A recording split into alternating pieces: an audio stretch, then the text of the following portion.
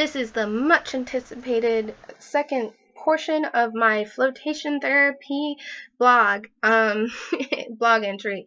So yesterday I talked about uh, the history behind it. I also talked a little bit about what it is um, in general. And then I talked about a little bit about stress. Now I'm going to talk about things that go on while you're in the tank. Um, Usually you go for an hour to 2 hour session, depending. The first session, anywhere from 60 to 90 minutes. So while you're in the tank, that part of your brain that is stressing out, the part of your brain that our society constantly has on, the part of your brain that basically is making sure that you're not dying, gets to calm down because you're in a situation with no sight or sound or anything that it can focus on. It goes, okay, well, obviously we're in a good situation, so let's calm down and let's go back into comfort mode. So they lower cortisol levels, cortisol being the stress hormone. That's the one that runs rampant when you need to be like focusing on danger. You also will have adrenaline going. That's the whole theory behind adrenal fatigue, which you'll hear through the health circles, but we're not going into that. Um, all of those hormones start to lower, and when that lowers and the relaxed part of your brain kicks in, your endorphins and dopamine start raising. And endorphins are these really cool chemical. They're the happy chemical. And I'll talk a little bit more about those later. And dopamine are really cool because dopamine aren't a feel-good chemical. Actually, what they are a pay attention to this is really cool chemical. Or this is really bad. I'll talk more about that later too. So 40 minutes in a tank, they have done scientific research on, it shows a 22% drop in cortisol in just 40 minutes. Cortisol is associated with human aging and cognitive problems with human aging. So people with dementia have really high cortisol levels. And they also find really heightened levels in people with anxiety, depression, sleep disorders, hypertension, kidney dysfunction, fluid retention, body fat movement. Dysfunction creates amino acids, or it makes amino acids turn into glucose, which is bad. It causes, or they'll see it in people with hyperglycemia, insulin resistance, high blood sugar levels in those with diabetes, erectile dysfunction, testosterone problems, strange absence in periods, osteoporosis, cataracts, retinotherapy, and heightened infections. All of this show also high cortisol levels. So cortisol is not good in high amounts. And so in turn, since floats lower cortisol levels, floats also help with these problems, and they also help prevent these problems. So when we're going about our day, we're getting millions of pieces of information from our environment and from our body. We're walking around, we're thinking about balancing, we're thinking about where our body is in relationship to each other, we're trying to push against gravity, we're getting all this visual information, sound, smell, touch, we're getting everything. It's just being bombarded at us. And so our nervous system is constantly being stimulated. 90% of our brain is spent supporting our body and regulating body temperature. So when you go into a deprivation or a sensory deprivation tank or a float tank, you're actually freeing up a lot of this for other processes, which you can focus also on things internally and externally, like how am I feeling? What am I doing? You can kind of start thinking about problems.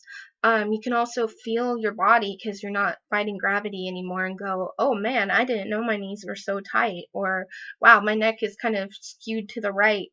I do this all the time, just like a general check while I'm in there going, oh my goodness, my arms right here, I cannot get them to relax. So That's one good thing for the tank. The other one is so I'm going to talk about brain waves. So your brain goes at a certain speed, and the certain speed of your electricity going through your brain, sending information, are the how fast it's going is named are separated into different brainwave paths or names. So the first one is gamma waves, that's the fastest, and then beta waves, and then alpha waves, and then theta waves, and then delta waves. So fastest to slowest.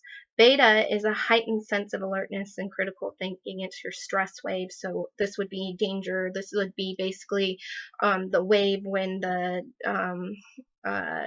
boss music comes on in the video game. That would be beta wave. And we are constantly in this. This is the general what we're in. Alpha wave is when you get deep relaxation. So after the danger's done and you're just collecting all the loot in the game, that would be alpha wave, and you're resting. This is usually when you'd be like daydreaming, or you get if you're sitting around just lightly meditating or just laying down with your eyes closed. That would be alpha wave.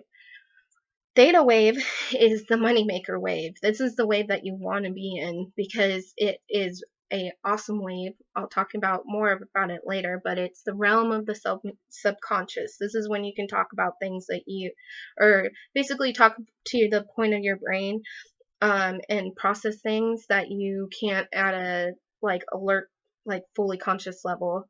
And it's usually you only usually see it, and it feels like the dreamy state right before you go to sleep or after, or in deep meditation. Delta is the slowest wave, and it's when you're uh, fast asleep and not dreaming.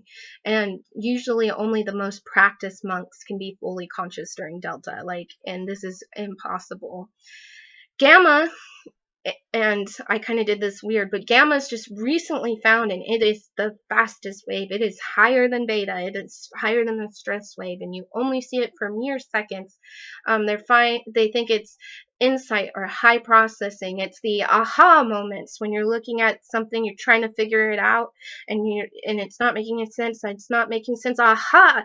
That's what it is. That aha is gamma. So you don't see it for very much, and it's not too important to what we're talking about. So theta, so when you're in the tank, you automatically within the first few minutes go from beta to alpha, and you're still conscious, you're still kind of, just relaxing. And then if you get to a point, and this happens a lot, you get to this point where you can't really tell if you were asleep or awake. And theta wave is only seen in children, and that's because they're, super imaginative, learning really easy, right before and right after sleep, during REM, and only highly disciplined monks can get to theta. Theta is states can create vivid imagery, clear and creative thoughts, inspiration, and problem solving. So think about the times you're kind of gazing off nowhere into space, and usually during those times you're thinking really, really hard, or you're imagining something really intensely, or you're remembering something very clearly. That is theta. That you had just temporarily went into theta wave.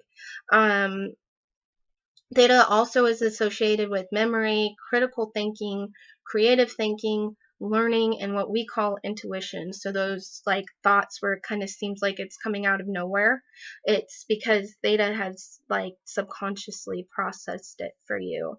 So learning is best applied when you're in theta because it breaks through normal barriers. When you're in theta, you're not thinking about reluctance, for the information, prejudices, doubts about yourself, like, oh, I can't, learn about this because I suck so bad, or whatever. That just doesn't happen in theta. All of those thoughts are a higher processing of thought, and you get those more in alpha and beta. And this also gives, at this point, you get this kind of detached sense of relaxation and a dreamlike quality, because you're not processing the sense information anymore in theta. You're just doing a lot of brain work. because when you're close to a dream, or when you're in sleep state and you're in REM state, that's when you're processing information and making them into memories, and you're also processing information and consolidating and finding answers. So theta is almost like you're going to sleep.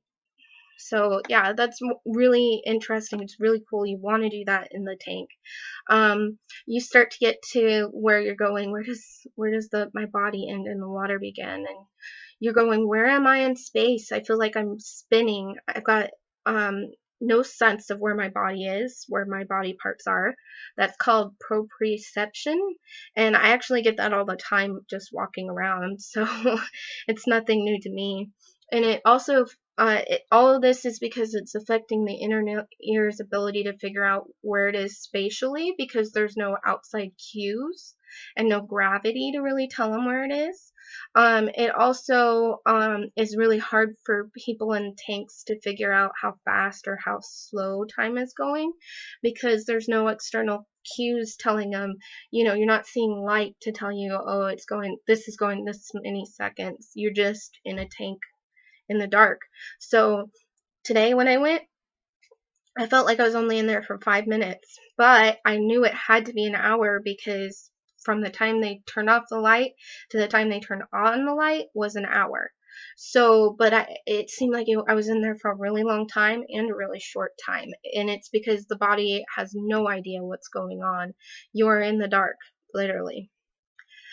So yeah, if you feel like falling asleep in the tank, you should probably do it, because falling asleep in a float pod actually sends you directly into delta sleep. And delta is, again, dreamless sleep. It's the very bottom of the sleep stages, and you get the benefits of 4 hours of sleep in 1 hour.